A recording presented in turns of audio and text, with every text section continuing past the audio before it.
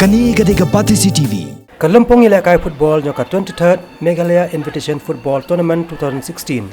Kabala panya ada Shillong Sports Association. Kelaja menta syakawat yung quarter final. Kajing palong yung ni Kalampong kalong shibenta ban rakhe kajing dap shi spas nem jong ni kasenjong kabala seng nadu kasnem kaklai spa kanrio. Kiken hon kabala syakot sobha syaka ni Kalampong kiken top yung kachampai United Football Club na kajila Mizoram, ka Football Club Akraman na Sikkim, ka Titanium Football Club na Kerala, ka All India Duliajan, bat ka Tata Football Academy. Kiken hon kibanakan ni kajila kiken top ya ka West Jaintia District Football Association, ka Tura District Football Association, bat ka Ribhoi District Football Association.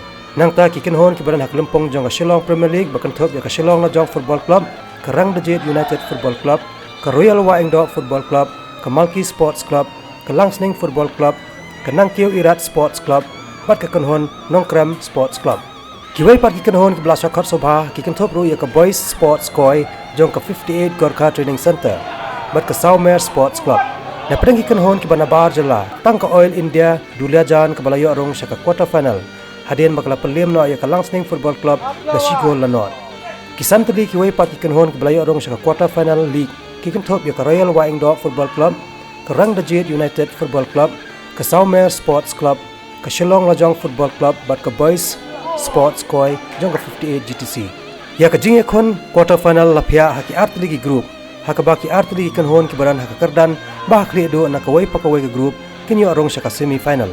Kini ki kan top ya ka Rangdaje United, ka Royal Waingdo bat ka All India Duliajan ki baran haka group A. Kat ba ka Shillong Lajong ka Saumer bat ka Boys Sports Koi ki dan haka group B.